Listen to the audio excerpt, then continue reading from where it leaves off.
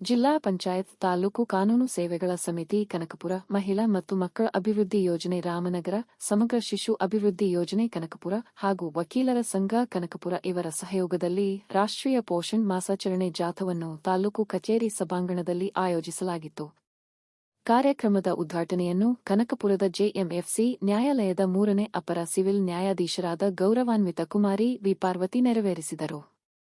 ಕಾರ್ಯಕ್ರಮದಲ್ಲಿ ಶಿಶು ಅಭಿವೃದ್ಧಿ ಯೋಜನಾಧಿಕಾರಿ ನಾರಾಯಣ್ ಮಾತನಾಡಿ, ಪಂಚಾಯತ್ ವಾರು ಹೋಬಳಿ ವಾರು ರಾಷ್ಟ್ರೀಯ ಪೋಷಣ್ ಮಾಸಾಚರಣೆ ಕಾರ್ಯಕ್ರಮವನ್ನು ಹಮ್ಮಿಕೊಳ್ಳುತ್ತಾ ಬಂದಿದ್ದು, ಈ ಅಭಿಯಾನವನ್ನು 2018 ಮಾರ್ಚ್ 8ರಂದು ರಾಜಸ್ಥಾನದಲ್ಲಿ ಭಾರತ ಸರ್ಕಾರದಿಂದ ಪ್ರಾರಂಭಿಸಲಾಯಿತು. ಈ ಯೋಜನೆಯ ಉದ್ದೇಶ ಗರ್ಭಿಣಿಯ ಹೆಣ್ಣು ಮಕ್ಕಳಿಗೆ ಪೌಷ್ಟಿಕ ಆಹಾರದ ಕೊರತೆ ತಪ್ಪಿಸುವುದು ಹಾಗೂ ಮಗು ಬೆಳವಣಿಗೆಯನ್ನು ಉತ್ತಮಪಡಿಸುವುದಾಗಿದೆ. ಸಾಮಾನ್ಯವಾಗಿ ಗ್ರಾಮೀಣ ಪ್ರದೇಶದ ಹೆಣ್ಣು ಮಕ್ಕಳಲ್ಲಿ ಹೆಚ್ಚು ಪೌಷ್ಟಿಕ ಆಹಾರದ ಕೊರತೆ ಕಂಡುಬರುತ್ತಿದೆ ಎಂದು ಹೇಳಿದರು. ಕಾರ್ಯಕ್ರಮವು ನಿರಂತರವಾಗಿ ನಡೆಯಬೇಕು. ಹುಟ್ಟುವ ಮಕ್ಕಳು ಮುಂದೆ ಯಾವುದೇ ತೊಂದರೆ ಇಲ್ಲದಂತೆ ಹುಟ್ಟುವುದು ಕೂಡ ಭಾರತದ ಅಭಿವೃದ್ಧಿಗೆ ಪೂರಕ ಅಂಶವಾಗಿರುತ್ತದೆ. ಆದ್ದರಿಂದ ಪ್ರತಿಯೊಬ್ಬರೂ ಗರ್ಭಿಣಿ ಮಹಿಳೆಯರಿಗೆ ಪೌಷ್ಟಿಕ ಆಹಾರ ಸಿಗುವ ರೀತಿ ನೋಡಿಕೊಳ್ಳಬೇಕು ಹಾಗೂ ಈ ಮಾಹಿತಿಯನ್ನು ಎಲ್ಲಾ ಕಡೆ ಹಂಚಿಕೊಳ್ಳಬೇಕು. ಇದು ನಿತ್ಯದ ಕಾರ್ಯಕ್ರಮವಾಗಿದ್ದು, ಸೆಪ್ಟೆಂಬರ್ ತಿಂಗಳಲ್ಲಿ ವಿಶೇಷ ಮಾಸಾಚರಣೆಯಾಗಿ ಸರ್ಕಾರವು ಆಚರಿಸುತ್ತಿದೆ ಎಂದರು.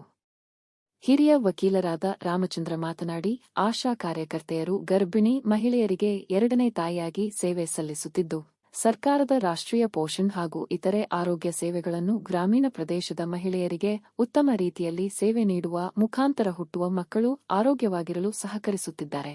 ಅವರಿಗೆ ಕೃತಜ್ಞತೆಗಳನ್ನು ಸಲ್ಲಿಸಬೇಕು ಎಂದು ಹೇಳಿದರು. ಕಾರ್ಯಕ್ರಮದಲ್ಲಿ ಆಶಾ ಕಾರ್ಯಕರ್ತೆಯರು ಹಸಿರು ತರಕಾರಿಗಳು, ಮೊಳಕೆ ಕಾಳುಗಳು ಹಾಗೂ ಬೇಯಿಸಿದ ವಿಧ ವಿಧವಾದ ಪೌಷ್ಟಿಕ ಆಹಾರಗಳನ್ನು ಸಿದ್ಧಪಡಿಸಿ ಕಾರ್ಯಕ್ರಮದಲ್ಲಿ ಪ್ರದರ್ಶಿಸಿದರು. ಬಣ್ಣ ಬಣ್ಣದ ರಂಗೋಲಿಗಳಿಂದ ಸಿಂಗರಿಸಿ ವಿವಿಧ ಸೊಪ್ಪು ತರಕಾರಿಗಳು, ಹೂವು, ಹಣ್ಣು, ಹಂಪಲುಗಳನ್ನು ದುಂಡು ಮೇಜಿನ ಮೇಲೆ ಇರಿಸಿದ್ದು ಕಾರ್ಯಕ್ರಮಕ್ಕೆ ಮೆರುಗು ನೀಡಿತು.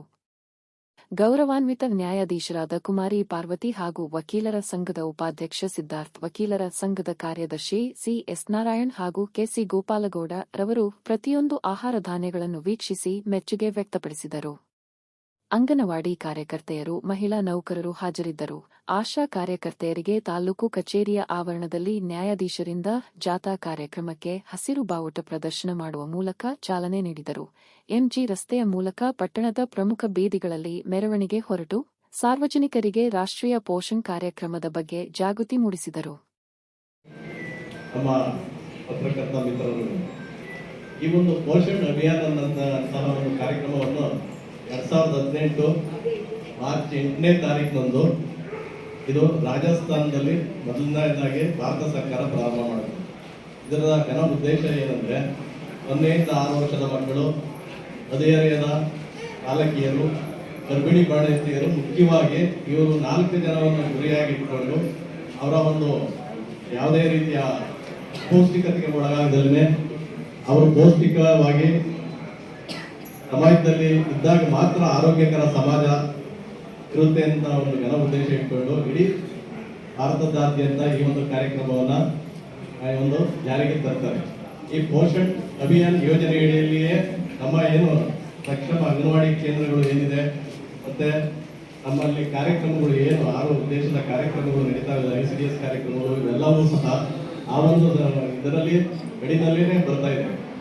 ನಾವೆಲ್ಲರೂ ಈಗೇನು ಇಲ್ಲಿ ನಮ್ಮ ಒಂದು ಪೋಷಣ್ ಮಾಸಾಚರಣೆಯಲ್ಲಿ ಈ ಒಂದು ಶಿಬಿರ ಅಂತ ನಾವು ಮಾಡ್ತೀವಿ. ನಮ್ಮ ಹೆಚ್ಚಿಗೆ ಈ ಒಂದು ಕಾರ್ಯಕ್ರಮದಲ್ಲಿ ನಾವೇನು ಮಕ್ಕಳಿಗೆ, ಗರ್ಭಿಣಿ ಬಾಣಂತಿಯರಿಗೆ, ಜನ ಸಮುದಾಯಕ್ಕೆ ಪೌಷ್ಟಿಕ ಆಹಾರ ಇದು ಅತ್ಯಂತ ಉತ್ತಮ. ಅಂದರೆ ಏನು ಆ ಒಂದು ಹಂತದಲ್ಲಿ ಅವರಿಗೆ ನಾವು ಇವನ್ನೆಲ್ಲ ಕೊಡಲಿಲ್ಲದ್ರೆ ಏನಾಗ್ತದೆ, ಯಾಕೆಂದ್ರೆ ಅವ್ರೇನು ಊಟ ಮಾಡಲ್ಲ ಅನ್ನೋ ಒಂದು ಕ್ವಶನ್ ಬರ್ತದೆ. ಯಾಕೆಂದರೆ ಅವ್ರು ಊಟ ಮಾಡ್ತಾರೆ, ಎಲ್ಲ ರೀತಿಯ ಒಂದು ಸಿಗ್ತದೆ, ಅವ್ರಿಗೆ ಏನು ಸಿಗಬೇಕಾದಂತಹ ಪೌಷ್ಟಿಕಾಂಶಗಳು ಸಿಗಲ್ಲ. ಪೌಷ್ಟಿಕ ಒಂದು ಏನು ಮಿನರಲ್ಸು, ವಿಟಮಿನ್ಸು ಈ ಥರದ ಒಂದು ಅತ್ಯವಶ್ಯಕವಾಗಿ ಬೇಕಾಗಿರುವಂತಹ ಒಂದು ಅಂಶಗಳು ಸಿಗದೇ ಇರೋ ಕಾರಣ ಈ ಪೂರಕ ಪೌಷ್ಟಿಕ ಆಹಾರವನ್ನು ನಾವು ಈ ಒಂದು ಏನು ತಮ್ಮ ಮುಂದೆ ಡೆಮಾನ್ಸ್ಟ್ರೇಷನ್ ಮಾಡಿದ್ದೀವಿ. ನಾವು ಇದನ್ನೆಲ್ಲ ಪ್ರತಿ ತಿಂಗಳ ಸಭೆ, ವಾರದ ಸಭೆಯಲ್ಲಿ ಪೋಷಕರಿಗೆ ಎಲ್ಲರಿಗೂ ಸಹ ಈ ಒಂದು ಮಾಹಿತಿನ ಕೊಡ್ತಾ ಇರ್ತೀವಿ. ಆರೋಗ್ಯ ಇಲಾಖೆ, ನಾವು ಮತ್ತು ಏನು ಶಿಕ್ಷಣ ಇಲಾಖೆ ಎಲ್ಲರೂ ಸಹ ಏನು ಬಾಲ ವಿಕಾಸ ಸಮಿತಿಗಳಲ್ಲಿ, ಎಲ್ಲ ಅಂಗನವಾಡಿ ಕೇಂದ್ರಗಳಲ್ಲಿ, ಪಂಚಾಯತಿನಲ್ಲಿ ಫೋನ್ ಮಾಡಿ ಸರ್. ವಿವಿಧ ಸಭೆ ಸಮಾರಂಭಗಳಲ್ಲಿ ಈ ಒಂದು ಕಾರ್ಯಕ್ರಮಗಳನ್ನ ನಾವು ಯಾವಾಗಲೂ ಮಾಡ್ತಾ ಇರ್ತೀವಿ. ಇದೇನು ಒಂದು ಸೆಪ್ಟೆಂಬರ್ನಲ್ಲಿ ಮಾಡಿ ನಿಲ್ಲಿಸುವಂಥ ಕಾರ್ಯಕ್ರಮ ಏನಲ್ಲ, ಇದು ಪ್ರತಿದಿನದ ಕಾರ್ಯಕ್ರಮಗಳು ನಾವು ಇದು ನಾವೇನು ಆಚರಣೆ ಮಾಡಲಿಕ್ಕೋಸ್ಕರ ಸೆಪ್ಟೆಂಬರ್ ತಿಂಗಳನ್ನ ಆಯ್ಕೆ ಮಾಡ್ಕೊಂಡಿದ್ದೀವಿ. ದಯಮಾಡಿ ಏನು ನಾವೆಲ್ಲ ಇಲ್ಲಿ ಮಾಡಿದ್ದೀವಿ ಇದಿಷ್ಟಕ್ಕೆ ಸೀಮಿತ ಆಗಿದೆ. ಇದನ್ನ ಏನು ಇಲ್ಲಿ ನಡೆದಿರ್ತಕ್ಕಂಥ ಎಲ್ಲ ಪ್ರತಿಯೊಬ್ಬರು ಸಹ ನೀವು 10 ಜನ ಕೇಳಿದ್ರೆ ಅವರು ಒಂದು 20 ಜನ ಕೇಳ್ತಾರೆ, ಅವರೊಂದು 30 ಜನ ಕೇಳ್ತಾರೆ. ಇದರ ಉದ್ದೇಶ ಅಷ್ಟೇ, ನಾವು ಒಂದು ಸಮಾರಂಭ ಮಾಡಿ ಇದರ ಮಹತ್ವವನ್ನು ತಿಳಿಸಬೇಕು ಅನ್ನೋ ಉದ್ದೇಶದಿಂದ ಈ ಒಂದು ಕಾರ್ಯಕ್ರಮ ಮಾಡ್ತಾ ಇದ್ದೀವಿ. ಇಷ್ಟೆಲ್ಲ ಕಾರ್ಯಕ್ರಮ ಮಾಡಿದ್ರು ಕೂಡ ನಮ್ಮಲ್ಲಿ ಅಪೌಷ್ಟಿಕತೆ ಅನ್ನೋದು ನಾವು ಸಂಪೂರ್ಣವಾಗಿ ತೊಡೆದಾಕ್ಲಿಕ್ಕೆ ಆಗಿಲ್ಲದೆ ಇರೋದ್ರಿಂದ ಈ ಒಂದು ಕಾರ್ಯಕ್ರಮಗಳನ್ನೆಲ್ಲ ನಾವು ಮಾಡಲೇಬೇಕಾಗಿದೆ. ಇದನ್ನು ಬಿಟ್ಟರೆ ಏನಾಗ್ತದಪ್ಪ ಅಂದರೆ ಏನು ನಮಗೆ 10%, 20%, 15% ಅಪೌಷ್ಟಿಕತೆ ಇರೋದು, ಅದು 30%, 35%, 40% ಹೋದಾಗ ನಾವು ಯಾವ ಹಾಸ್ಪಿಟ್ಲಿಗೆ ಎಲ್ಲಿ ಸೇರಿಸಿದ್ರು ಜಾಗ ಸಿಗೋದಿಲ್ಲ. ಇದು ನಾವು ಸರ್ವೆ ಮತ್ತು ನಮ್ಮ ಇದರಿಂದ ಇಂಡಿಯಾ ಮತ್ತು ಕರ್ನಾಟಕ ಏನು ಪ್ರತಿ ರಾಜ್ಯಗಳಲ್ಲೂ ಸರ್ವೆ ಮಾಡ್ತಾರೆ ಯಾವ ಒಂದು ರೇಂಜಲ್ಲಿ ಇದು ಇರ್ತದೆ, ಅದನ್ನು ನಾವು ಕಂಟ್ರೋಲ್ ಮಾಡೋಕ್ಕೋಸ್ಕರ ಈ ಒಂದು ಕಾರ್ಯಕ್ರಮಗಳನ್ನ ನಾವು ಜಾರಿ ಮಾಡಿದ್ದೀವಿ. ಈ ಎಲ್ಲ ಕಾರ್ಯಕ್ರಮಗಳು ಬರೀ ಸರ್ಕಾರದ ಇಲಾಖೆಗಳಾಗಲಿ ಅಥವಾ ಸಂಘ ಸಂಸ್ಥೆಗಳಾಗಲಿ ಮಾಡಿದ್ರೆ ಸಾಕಾಗೋದಿಲ್ಲ. ನಮ್ಮ ಒಂದು ಎಲ್ಲ ಒಂದು ಕಾರ್ಯಕ್ರಮದ ಜೊತೆಯಲ್ಲಿ ಸಮುದಾಯ ಭಾಗವಹಿಸಬೇಕಾಗ್ತದೆ, ಗ್ರಾಮ ಭಾಗವಹಿಸಬೇಕಾಗ್ತದೆ, ಹಳ್ಳಿಗಳ ಜನತೆಗಳು ಭಾಗವಹಿಸಿದ್ರೆ ಅದು ಅವಾಗ ಸಂಪೂರ್ಣವಾಗಿ 100ಕ್ಕೆ 100ರಷ್ಟು ಅದರ ಒಂದು ಲಾಭ ಎಲ್ಲ ಒಂದು ಗ್ರಾಮೀಣ ಜನತೆಗೆ ಮತ್ತು ನಗರದ ಜನತೆಗಳಿಗೆ ಸಿಗ್ತದೆ. ಈ ಕ್ರೂಷಿಯಲ್ ಟೈಮ್ ಅದು ಏನಂದರೆ ಗರ್ಭಿಣಿ ಬಾಣಂತಿಯರು ಮತ್ತು 0-6 ವರ್ಷದ ಮಕ್ಕಳು ಅವರಿಗೆ ನಾವೇನಾದರೂ ಸ್ವಲ್ಪ ಇದು ಮಾಡಿದ್ರೆ ಒಂದು ಮಗು ಬೆಳೆಸ್ಬೇಕಾದ್ರೆ ಅದು ಸುಮಾರು ಲಕ್ಷಾಂತರ ರೂಪಾಯಿ ಖರ್ಚಾಗಿರ್ತದೆ. ಅದು ಲೆಕ್ಕ ಹಾಕ್ಲಿಕ್ಕಾಗ 1 ಲಕ್ಷ 2 ಲಕ್ಷ ಅಂತ ಲೆಕ್ಕ ಹಾಕೋಕ್ಕಾಗಲ್ಲ. ಏನಾದರೂ ಚಾನ್ಸ್ ಏನಾದರೂ ಇದಾಗಿ ಅದು ಡೆತ್ ಆದರೆ ಅದು ರಾಷ್ಟ್ರೀಯ ನಷ್ಟ ಅಂತಲೇ ನಾವು ಪರಿಗಣನೆ ಮಾಡಬೇಕಾಗ್ತದೆ. ನಮ್ಮದು ನಿಮ್ಮದು ದುಡ್ಡಲ್ಲ ಅಂತ ಏನು ಅನ್ಕೊಳಂಗಿಲ್ಲ, ಎಲ್ಲರ ಒಂದು ತೆರಿಗೆ ದುಡ್ಡು ಅಲ್ಲಿ ಇರ್ತದೆ. ಹಾಗಾಗಿ ನಾವು ಯಾವುದೇ ಕಾರಣಕ್ಕೂ ಆ ಮಗು ಆಗಲಿ ಗರ್ಭಿಣಿ ಬಾಣಂತಿ ಆಗಲಿ ಎತ್ತಾಗಿಲ್ದಂಗೆ ನೋಡ್ಕೊಳ್ಳೋಂಥ ಇದು ಜವಾಬ್ದಾರಿ ನಮ್ಮದಾಗಿರ್ತದೆ. ಹಾಗಾಗಿ ಈ ನಿಟ್ಟಿನಲ್ಲಿ ನಮ್ಮ ಎಲ್ಲ ಇಲಾಖೆಗಳ ಜೊತೆ ಮತ್ತು ನಮ್ಮ ಏನು ಅಂಗನವಾಡಿ ಆಶಾ ವರ್ಕರ್ಸು ಮತ್ತು ಎಲ್ಲ ಶಾಲೆ ಅವ್ರ ಜೊತೆ ಎಲ್ಲರೂ ಜನಸಮುದಾಯ ಸಾರ್ವಜನಿಕರು ಒಗ್ಗೂಡಿ ಈ ಕಾರ್ಯಕ್ರಮವನ್ನು ಪ್ರತಿ ದಿನ ಪ್ರತಿ ಕ್ಷಣವೂ ಕೂಡ ಇದನ್ನು ಯಶಸ್ವಿಯಾಗಿ ಮಾಡಬೇಕು. ಮತ್ತು ನಿಮ್ಮ ಮನೆಗಳಲ್ಲಿ ಏನು ಇದನ್ನೆಲ್ಲ ಒಂದು ಏನು ಮಾಡಿದ್ವಿ ಆ ಥರದ ಒಂದು ವ್ಯವಸ್ಥೆನ ರೂಢಿಸ್ಕೊಳ್ಬೇಕು. ಈಗೆಲ್ಲ ನಾವು ನೋಡ್ತಾ ಇದ್ದೀವಿ ಏನೇನು ಕಾಯಿಲೆಗಳೆಲ್ಲ ಬರ್ತಾ ಇದೆ ಅಂತ. ಈಗ ಸುಮಾರು ನಮಗೆ 30%, 35% ಏನು ಡಯಾಬಿಟಿಕ್ ಅಂತ ಇದೆ ಅಂತ ಬರ್ತಾ ಇದೆ ಅಂತ ಹೇಳ್ತಾ ಇದ್ದಾರೆ, ಸಮೀಕ್ಷೆಗಳೇ ಹೇಳ್ತಾ ಇದ್ದಾರೆ. ಹಾಗಾಗಿ 30 ವರ್ಷ 35 ವರ್ಷ ಕಳೆಯಂಗಿಲ್ಲ, ಆಗಾಗಲೇ ಇದು ಬರ್ತಾ ಇದೆ. ಯಾಕೆಂದರೆ ಜಂಕ್ ಫುಡ್ ತಿನ್ನೋವಂಥದ್ದು ಮತ್ತು ಮಕ್ಕಳಿಗೆ ಈ ಅಂಗಡಿಲಿರೋಂಥ ಕುರ್ಕುರೆ ಅವೇನೋ ಬರ್ತಾವೆ ಪ್ಯಾಕೆಟ್ ಇವು ಅವೆಲ್ಲ ಕೊಟ್ಟು ತಿನ್ಸೋವಂಥದ್ದು ಅವೆಲ್ಲನೂ ಸ್ವಲ್ಪ ಕಡಿಮೆ ಮಾಡಲೇಬೇಕು. ಮಾಡಲಿಲ್ಲ ಅಂದರೆ ವಿವಿಧ ಕಾಯಿಲೆಗಳು ಬರೋಂಥ ಇದಿದೆ. ಈ ಒಂದು ಕಾರ್ಯಕ್ರಮದಲ್ಲಿ ಎಲ್ಲರೂ ಭಾಗವಹಿಸಿ ಮತ್ತು ಇಷ್ಟೆಲ್ಲ ಒಂದು ಇದನ್ನು ಡೆಮಾನ್ಸ್ಟ್ರೇಷನ್ ಮಾಡಿ ಎಲ್ಲ ಮಾಡಿದ್ದಾರೆ. ಈ ಒಂದು ಕಾರ್ಯಕ್ರಮದಲ್ಲಿ ಎಲ್ಲರೂ ಸಹಕಾರ ಮಾಡಿದ್ದಕ್ಕೆ ನನ್ನ ಇಲಾಖೆಯ ವತಿಯಿಂದ ಹಾಗೂ ನನ್ನ ವೈಯಕ್ತಿಕವಾಗಿ ಎಲ್ಲರಿಗೂ ಅಭಿನಂದನೆ ಹೇಳಿ ಈ ಒಂದು ಪ್ರಾಸ್ತಾವಿಕ ಭಾಷಣ ಮಾಡಲಿಕ್ಕೆ ಅವಕಾಶ ಮಾಡಿಕೊಟ್ಟಂಥ ತಮ್ಮೆಲ್ಲರಿಗೂ ಅಂತ ನನ್ನ ಮಾತುಗಳನ್ನು ಮುಗಿಸ್ತೀನಿ. ಅಂಗನವಾಡಿಗಳಿಗೆ ಕಳಿಸ್ತಾರೆ, ಶಾಲೆಗಳಿಗೆ ಕಳಿಸ್ದಾಗ ತಾವು ಕೂಡ ಭಾಳ ಎರಡನೇ ಮಾತೆಯರಾಗಿ ಕೆಲಸ ಮಾಡ್ತಾ ಇರ್ತಕ್ಕಂಥದ್ದು. ತಾವು ಆ ಮಕ್ಕಳು ಆರೋಗ್ಯವಂತ ಕೊಡಬೇಕು ಅನ್ನೋ ರೀತಿಯಲ್ಲಿ ಕೆಲಸ ಮಾಡ್ತಕ್ಕಂಥದ್ದು. ಈ ನಿಟ್ಟಿನಲ್ಲಿ ಪೌಷ್ಟಿಕಾಂಶ ಪೌಷ್ಟಿಕತೆ ಭಾಳ ಅಮೂಲ್ಯ ಅನ್ನೋದನ್ನು ತಾವು ಮಕ್ಕಳಿಗೂ ಹೇಳ್ತೀರಿ ಮತ್ತು ಎಲ್ಲ ಗ್ರಾಮಾಂತರ ಪ್ರದೇಶಗಳಲ್ಲಿ ಮನೆಗೂ ಕೂಡ ತಿಳಿಸ್ತಾ ಇರ್ತಕ್ಕಂಥದ್ದು. ಮೊದಲಿಗೆ ನಾವು ಪೌಷ್ಟಿಕತೆ ಅಂದರೆ ಏನು ಮತ್ತು ಕಾರ್ಯಕ್ರಮ ಉದ್ಘಾಟನೆ ಮಾಡೋದ್ರಿಂದ ಕೊಡುವಂಥ ನ್ಯಾಯಾಧೀಶರು ಸಹ ಆರೋಗ್ಯದ ಬಗ್ಗೆ ಕೆಲವು ಮಾಹಿತಿಗಳನ್ನು ಮುಖ್ಯವಾಗಿ ಈ ಒಂದು ಕಾರ್ಯಕ್ರಮ ಉದ್ದೇಶ ಏನಪ್ಪ ಅಂತ ಹೇಳಿದ್ರೆ, ನಾವು ಯಾವ ಬೀಜವನ್ನು ಬಿತ್ತಿದ್ರೆ ರೀತಿ ನಮಗೆ ಫಲವನ್ನು ಅದರಿಂದ ಆರೋಗ್ಯವಂತ ತಂದೆ ತಾಯಿಗಳಿದ್ದಾಗ ಮಾತ್ರ ಆರೋಗ್ಯವಂತ ಮಕ್ಕಳನ್ನು ಬೆಳ್ಕೊಳ್ಳಿಕ್ಕೆ ಸಾಧ್ಯ. ಮತ್ತು ಬಹುಮುಖ್ಯವಾಗಿ ನಮ್ಮ ಗ್ರಾಮೀಣ ಪ್ರದೇಶದಲ್ಲಿ ಇರ್ತಕ್ಕಂಥ ಮಹಿಳೆಯರಿಗೆ ಇತ್ತೀಚಿನ ದಿನಗಳಲ್ಲಿ ಸಾಕಷ್ಟು ಅಪೌಷ್ಟಿಕತೆಯ ಒಂದು ತೊಂದರೆಯನ್ನು ಗಮನಿಸಿದಂಥ ಕೇಂದ್ರ ಮತ್ತು ರಾಜ್ಯ ಸರ್ಕಾರಗಳು ಈ ಒಂದು ಮಾಸದಲ್ಲಿ ಅವರಿಗೆ ಒಂದು ಪ್ರೇರಣೆಯನ್ನು ನೀಡಲಿಕ್ಕೆ ಜಾಗೃತಿಯನ್ನು ಮೂಡಲಿಕ್ಕೆ ಒಂದು ಕಾರ್ಯಕ್ರಮ. ಏಕೆಂತ ಹೇಳಿದ್ರೆ ಮಣ್ಣಿನಲ್ಲಿ ಇರ್ತಕ್ಕಂಥ ಈ ಎಲ್ಲ ರಸಧಾರಿಗಳೇನಿದೆಯೋ ಅದು ಕಾಯಿ ಪಲ್ಯಗಳಿರ್ಬೋದು, ತರಕಾರಿಗಳಾಗ್ಬೋದು, ಎಲ್ಲವೂ ಮಣ್ಣಿನಿಂದ ಬಂದಿರ್ತವೆ. ಏಕೆಂದರೆ ಮಣ್ಣಿನಲ್ಲಿ ಲೋಹಗಳು ಲೋಹ ಅಂದರೆ ಕಬ್ಬಿಣ, ಚಿನ್ನ, ಬೆಳ್ಳಿ, ತಾಮ್ರ, ಹೀಗೆ ವಿವಿಧ ರೀತಿಯ ಲೋಹಗಳು ಮಣ್ಣಿನಲ್ಲಿ. ಆ ಎಲ್ಲ ಲೋಹಗಳು ರಸರೂಪದಲ್ಲಿ ಮಣ್ಣಿನಲ್ಲಿ ಇರುವುದರಿಂದ ನಾವು ಭೂಮಿಯಿಂದ ಬೆಳೆಯತಕ್ಕಂಥ ಪ್ರತಿಯೊಂದು ತರಕಾರಿಗಳು, ಧಾನ್ಯಗಳು ಆ ಒಂದು ಅಂಶವನ್ನು ಬೇರೆ ಮೂಲಕ ಎಳೆದುಕೊಂಡು ಅದನ್ನು ನಮಗೆ ಆರೋಗ್ಯಕ್ಕೆ ಬೇಕು. ಅದರಿಂದ ಮನುಷ್ಯ ಆರೋಗ್ಯವಾಗಿರಬೇಕಂದ್ರೆ ಲೋಹಗಳು ನಮ್ಮ ಶರೀರಕ್ಕೆ ಆಗಬೇಕು. ಸೊ ಅದನ್ನು ಈ ತರಕಾರಿ ಸೊಪ್ಪುಗಳಿಂದ ನಾವು ತಗೊಂಡಾಗ ಮಾತ್ರ ನಮ್ಮ ದೇಹಕ್ಕೆ ಬೇಕಾದಂಥ ಪೌಷ್ಟಿಕಾಂಶಗಳು ಸಿಗುತ್ತೆ. ಉದಾಹರಣೆಗೆ ನೀವೆಲ್ಲ ಮನೆಯಲ್ಲಿ ಬದನೆಕಾಯಿ ಹಚ್ಚಿದಾಗ ನೋಡಿರ್ತೀವಿ, ಎಲ್ಲ ಕಬ್ಬಿಣ ಅಂಶ ಕಾಣಿಸ್ತದೆ. ಹೀಗೆ ಪ್ರತಿಯೊಂದು ತರಕಾರಿನಲ್ಲೂ ಸೊಪ್ಪಿನಲ್ಲೂ ಒಂದೊಂದು ಲೋಹದ ಅಂಶಗಳು ಇರ್ತವೆ. ಆ ಎಲ್ಲ ಅಂಶಗಳು ಈ ಸೊಪ್ಪು ತರಕಾರಿ ಆಹಾರದ ಮೂಲಕ ಸಿಕ್ಕಿಕೊಂಡಾಗ ಮಾತ್ರ ಶರೀರ ದೃಢಕಾಯವಾಗಿರಲಿಕ್ಕೆ ಸಾಧ್ಯ. ಸೊ ಆ ಒಂದು ಇದರಲ್ಲಿ ನಾವು ಈ ಸೊಪ್ಪು ತರಕಾರಿಗಳನ್ನ ಬಳಸ್ಬೇಕು. ಅದ್ರ ಜೊತೆಗೆ ಇತ್ತೀಚಿನ ದಿನಗಳಲ್ಲಿ ನಾವು ಫಾಸ್ಟ್ ಫುಡ್ಗೆ ಮತ್ತು ಪ್ಯಾಕೆಟ್ ಫುಡ್ಗಳಿಗೆ ಇನ್ವಾಲ್ವ್ ಆಗಿವೆ.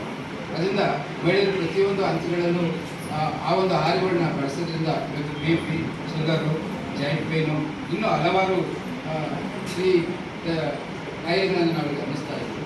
ಮತ್ತು 30-40 ವರ್ಷದ ಮಕ್ಕಳು ಅಪಘಾತ ಆಗ್ತಕ್ಕಂಥದ್ದು, ಅಷ್ಟರಲ್ಲೇ ದುರ್ಮರಣ ಆಗ್ತಕ್ಕಂಥದ್ದನ್ನು ಕಾಣ್ತಾ ಇದ್ದೀವಿ. ಮತ್ತು ಮಕ್ಕಳುಗಳ ಸಾವಿನ ಸಂಖ್ಯೆ ಜಾಸ್ತಿ ಆಗ್ತಾ ಇದೆ. ಎಲ್ಲ ಹಿನ್ನೆಲೆಯಲ್ಲಿ ಅಂಗನವಾಡಿ ಕೇಂದ್ರಗಳಲ್ಲಿ ಮುಖ್ಯವಾಗಿ ಶಿಶು ಸಂಘದ ನೀವುಗಳು ಬಾಣಂತಿಯರಿಗೆ, ಗರ್ಭಿಣಿಯರಿಗೆ ಮತ್ತು 6 ವರ್ಷದ ಒಳಗಿನ ಮಕ್ಕಳಿಗೆ ಬೇಕಾದಂಥ ಪೌಷ್ಟಿಕಾಂಶಗಳನ್ನು ಸರ್ಕಾರನೇ ನೀಡುತ್ತದೆ.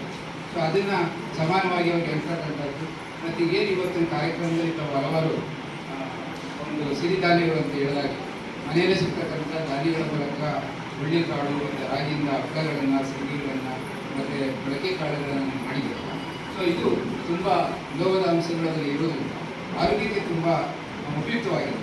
ಸೊ ಅದರಿಂದ ಇವತ್ತು ಫಾಸ್ಟ್ ಫುಡ್ಡು, ಪಾನಿಪುರಿ, ಬೇಲ್ಪುರಿ, ಮಸಾಲೆ ಪುರಿ ಮತ್ತು ಬೇಕರಿ ತಿಂದಿರೋ ಇವೆಲ್ಲ ಏನಾಗುತ್ತೆ ಅಂತ ಹೇಳಿದ್ರೆ ಅವಕ್ಕೆ ನಮ್ಮ ಮನೆಯಲ್ಲಿ ಒಂದು ಆಹಾರವನ್ನು ತಯಾರು ಮಾಡಿದಾಗ ಕೆಲವೇ ಗಂಟೆಗಳಲ್ಲಿ ಅದು ತನ್ನ ಮೌಲ್ಯವನ್ನು ಪಡ್ತಾರೆ.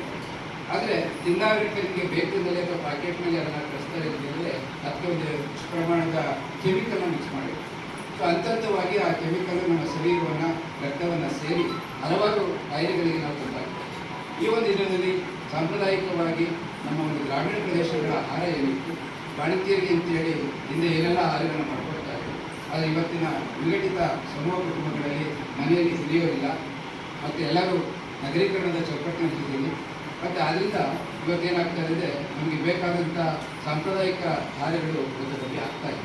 ಇಂಥ ಸಂದರ್ಭದಲ್ಲಿ ದೇಶಾದ್ಯಂತ ಮತ್ತು ರಾಜ್ಯದ ಪ್ರತಿಯೊಂದು ಗ್ರಾಮಗಳಲ್ಲಿ ತಾವುಗಳು ಪ್ರತಿ ಮನೆಗಳಿಗೆ ಈ ರೀತಿ ನಮ್ಮ ಕುಟುಂಬದಲ್ಲಿ ಸಿಗ್ತಕ್ಕಂಥ ಧಾನ್ಯಗಳು ಉಪಯೋಗಿಸಿ ಯಾವ ರೀತಿ ಪೌಷ್ಟಿಕಾಹಾರಗಳನ್ನ ಮನೆಯಲ್ಲಿ ತಯಾರು ಮಾಡ್ಕೊಳ್ಬೋದು ಅಂತಕ್ಕಂಥ ಅರಿವು ಮೂಡಿಸ್ತಕ್ಕಂಥ ಪ್ರಯತ್ನವನ್ನು ಮಾಡ್ತಾ ಇದ್ದೀವಿ. ಅದ್ರ ಜೊತೆಗೆ ಇವತ್ತು ನೀವು ಇಲ್ಲಿ ಅಧಿಕರಿಸತಕ್ಕಂಥ ತರಕಾರಿ ಆ ಒಂದು ನೋಡ್ತಾ ಇದ್ದರೆ ನಾವು ಒಂದು 35-40 ವರ್ಷಗಳಿಂದ ಮನೆಗಳಲ್ಲಿ ಈ ಥರ ನಾವು ನೋಡ್ತಾ ಇದ್ದೀವಿ. ಮನೆಯಲ್ಲೆಲ್ಲ ಹಪ್ಪಳ, ಸಂಡಿಗೆ, ಉಪ್ಪಿನಕಾಯಿ, ದೇಶಿ ತುಪ್ಪಗಳು, ಹೀಗೆ ರಾಗಿ ರೊಟ್ಟಿ, ಕಡಲೆಕಾಯಿ ಚಟ್ನಿ, ಹುಳಿ ಚಟ್ನಿ, ಹುಚ್ಚಳು ಚಟ್ನಿ, ಹೀಗೆ ನಮಗೆ ಬೇಕಾದ ಎಲ್ಲ ಒಂದು ಕರುಣಿ ಕಾಳು, ಅವರೆಕಾಳು, ತೊಗರಿ ಕಾಳು ಎಲ್ಲವನ್ನ ಹಂತವಾಗಿ ಅದರಲ್ಲೇ ನೀವು ತರುಣಿ ಕಾಳೆಲ್ಲ ಒಡೆ ಮಾಡ್ತಾ ಇದ್ದೀವಿ. ಮತ್ತು ಅಕ್ಕಿನಲ್ಲೇ ಕಜ್ಜಾಯ ಮಾಡ್ತಕ್ಕಂಥದ್ದು, ಚಟ್ನಿ ಮಾಡ್ತಕ್ಕಂಥದ್ದು, ಹೀಗೆ ಎಲ್ಲರೂ ಮಾಡ್ಕೊಳ್ತಾ ಇದ್ದೀವಿ. ಆದರೆ ಇದು ಬದಲಿರುವಂಥ ಸಮಾಜದಲ್ಲಿ ಇವತ್ತು ಅದನ್ನು ಸಂಪ್ರದಾಯ ಮಾಡ್ಕೋಬೇಕು.